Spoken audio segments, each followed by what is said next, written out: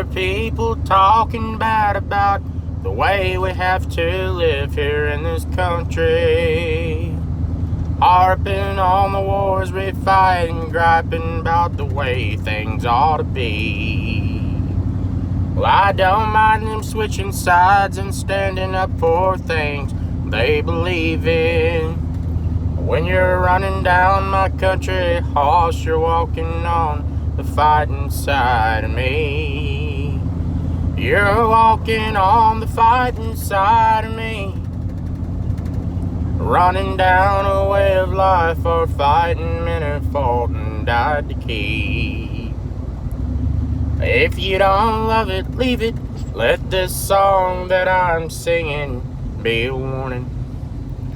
When you're running down my country horse, you're walking on the fighting side of me. You know, that song was a huge hit back in the late 60s. And it's talking about,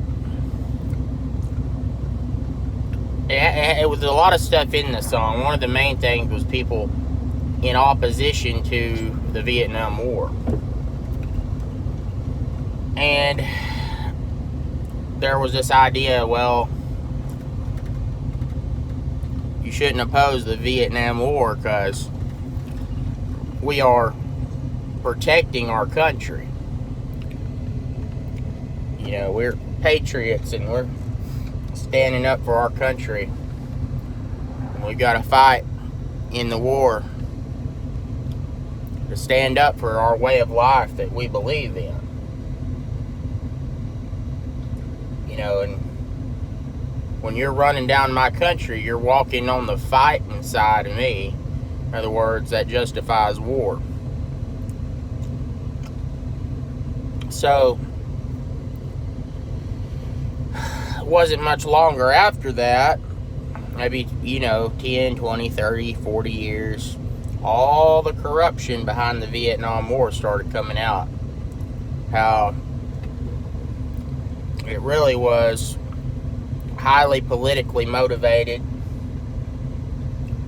It had very little to do with defending our country, and it had a lot to do with a lot of politicians sticking money in their back pocket and using the war as a crisis in order to be able to do so. So, I think back in the day, there were many more Americans who had a lot more faith in our country. And the more corruption that we've seen, the less faith that the average person has in our government.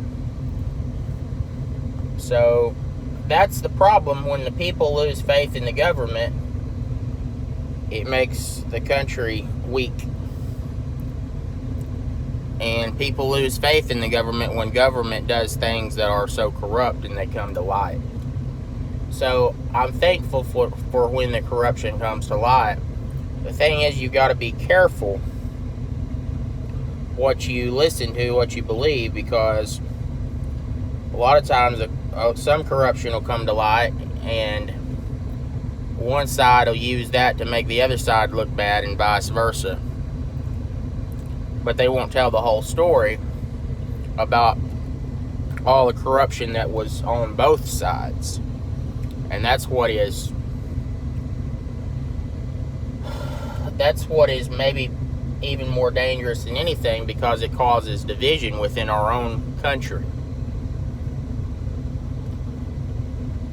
When you have one group of people who become biased against another group of people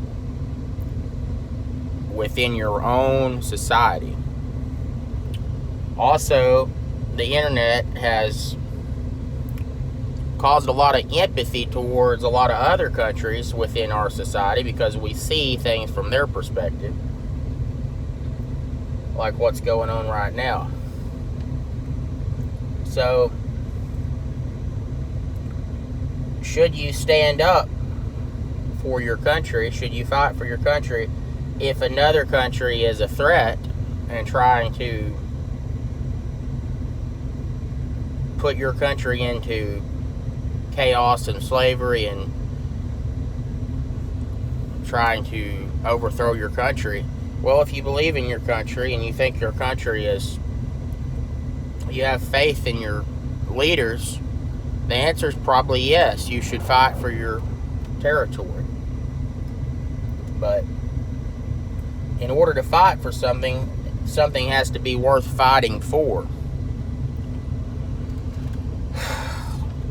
And so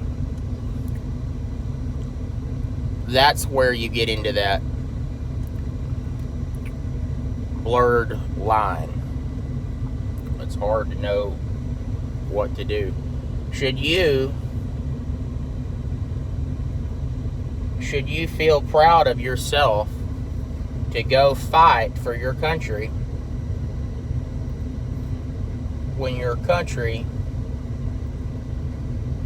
is just using you to further a conflict so they can stick money in their back pocket? To me, that is the lowest of the low of what a human can do to another human. To send a human to go kill another human for monetary gain. And I do not believe in that. And I do not want to fight for that. So, when you have enough people who feel that way, you're going to have a country that doesn't believe in its leaders, and they're not going to want to defend it. Because our job as citizens, and even when you take the oath in the military, it's to defend your country from all enemies, foreign and domestic. If a politician is causing chaos in your country and getting involved in stuff they have no business being involved in, that is a domestic threat. So you have the duty to the Constitution to defend your country against a domestic threat, which very well may be somebody in a position of political power, like a military leader that's telling you you need to go and fight in a war that we don't have any business fighting in. And they say, well, we know things you don't know. Well, perhaps you ought to share that with me before I go and die for it. Because if I'm going to die for something, it ought to be something that I believe is worth dying for. Don't you think? So, I don't know. Maybe I'll get in trouble for saying this, but somebody needs to say it. I mean, you know, I could say, well, I'm a patriot to the core. Well, I don't know.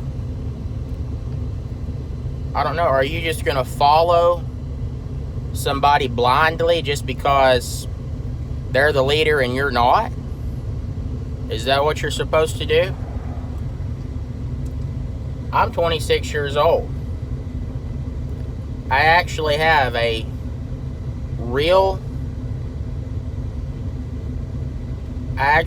lot on the line here. Because if they start drafting people, I'm going to get drafted. Because I'm a young, military age, strong, healthy man. So, if anybody has a right to be saying something like this, it's me. And it's not just me, it's millions of other people in my exact position that I'm in right now. Because I don't want to die for something that I don't believe in. And I don't believe in a war that is not necessary. I don't believe in getting involved in a conflict that is not necessary for my own survival.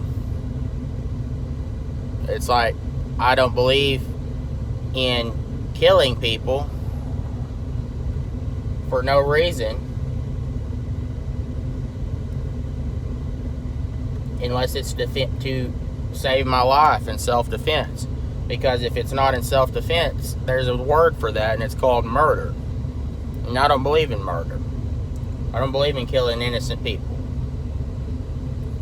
Because killing innocent people, the shedding of innocent blood, is one of the 7 things that God hates. Okay? And I hate it too. Why would that even be something that we would consider killing innocent people? But it's been going on a long time, you know. So that is the most evil of the evil. You know, I read about some squirrely guy who claims that he just don't believe in fighting, and I wonder just how long the rest of us can count on being free. They love our milk and honey, but they preach about some other way of living. When you're running down my country horse, you're walking on the fighting side of me. Well, maybe I'm that squirrely guy that doesn't believe in fighting. And maybe I am running down my country. Not my country, but perhaps the state that our country is in. Not my people, not my homeland, but perhaps I am running down corruption, because I'm calling it the way that I see it. So perhaps I am that squirrely guy who doesn't believe in fighting, if it's not absolutely unavoidable.